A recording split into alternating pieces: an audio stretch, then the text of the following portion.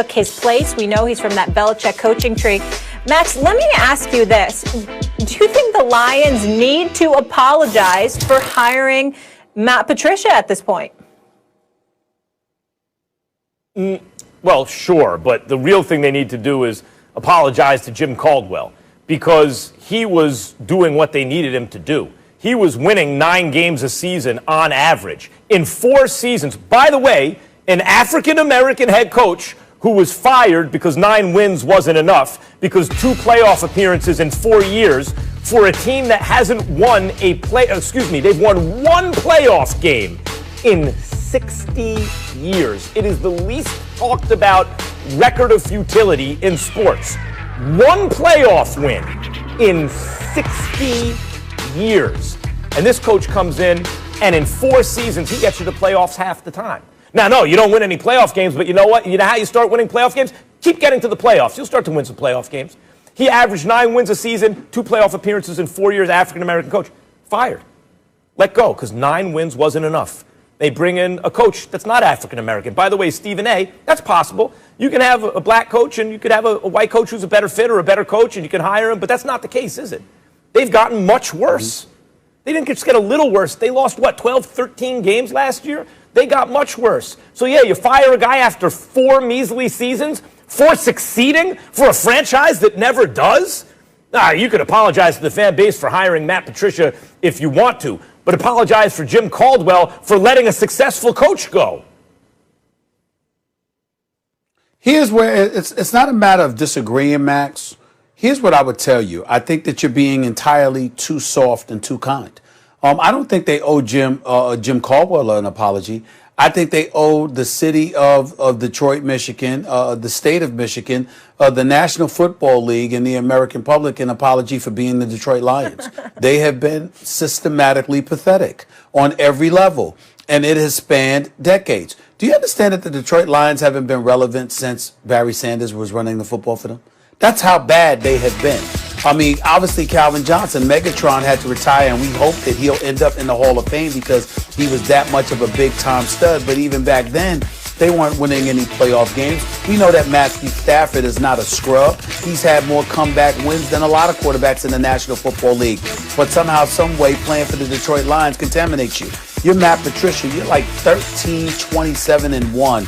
As the head coach. You've been absolutely horrendous.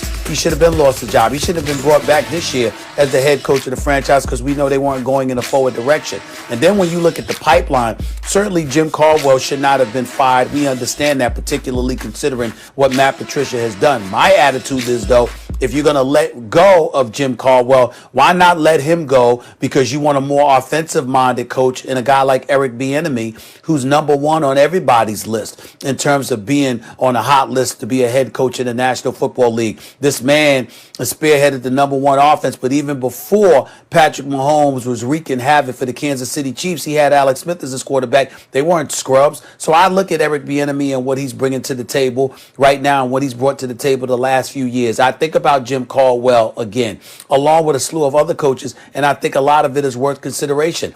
Unfortunately, you're the Detroit Lions.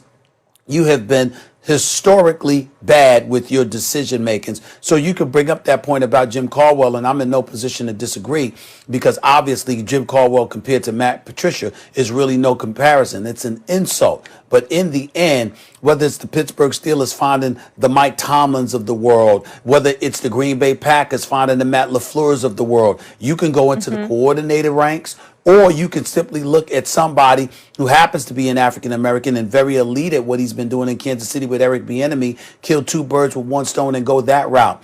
Detroit doesn't know what to do. They don't know what they've been doing. They've been a national embarrassment. And once again, here we are watching them, forced to watch them on Thanksgiving Day at noon because obviously it's the only football game that's taking place and we love our football. So they get our attention by default when they've done absolutely positively nothing to be worthy of it or to deserve it. It's pretty damn sad. It ain't about Caldwell, though. It's about their organization and what they have historically been. I think it. Max, can I jump in here quickly? I think it is about Caldwell. Like, I understand why. Go ahead. Yeah, sorry. Go ahead, Molly. No, go I ahead. was just going to say, you can add to Caldwell if you want to, but I wanted to talk about Matthew Stafford because you have praised him before. He is a solid quarterback. Do you think at this point they've wasted his career and he should just demand a trade? Yeah, sure. Matthew Stafford, if I were him, I'd want to get out of there.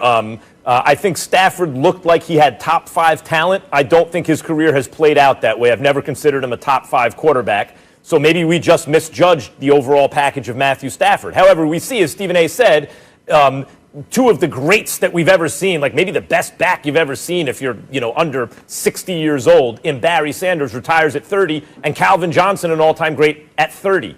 Both probably have something to do with the fact they're in a situation where you're not going to win, you don't have a lot of hope, and it's a tough game to play under those circumstances, right? Maybe it would have worked out a little differently and their careers wouldn't have been wasted in that way had they, and maybe the same thing happened to Stafford, though I think he's shown he's not Calvin Johnson or Barry Sanders for his position. But I want to say something about Caldwell, Stephen A. It's one thing to be Marvin Lewis, right? We talk about African-American coaches, how hard it is to get the job, and then you got to keep it, right? Marvin Lewis, you were right. You're like, it's not that he's bad. It's that you've had a long time to win, and you have not been able to win in the playoffs. This dude, Caldwell, had the job for 4 seasons. He got to 2 playoff games. No, he didn't win any, but guess what? If you get to 2 and 4, I'm going to say you're going to get to 4 and 8, and I'll bet you'll win one of those. There's a franchise that never wins in the playoffs. And so I understand the impulse to get, Belichick tree, Belichick coaching tree. Let's grab Patricia, even though the Belichick coaching tree, until recently, hasn't seemed to work out so well in the NFL. But that temptation got them to let go of the only winning coach in recent memory for that franchise. And the reason was 9 wins isn't good enough. 9 wins looks pretty good now to that franchise, I think. Well, 9 wins wasn't good enough for him because obviously they don't feel that way about everybody because Matt Patricia still wouldn't be there being 13, 27, and 1. All right, that's number 1. But number 2, and more importantly, Max, the Detroit Lions haven't won a playoff game since 1991. They've been to the postseason 8 times. So that's doubly bad. Not only have you not won a playoff game since 1991, but it's nearly 30 years and you've made the playoffs 8 times. That would mean you've missed it 22.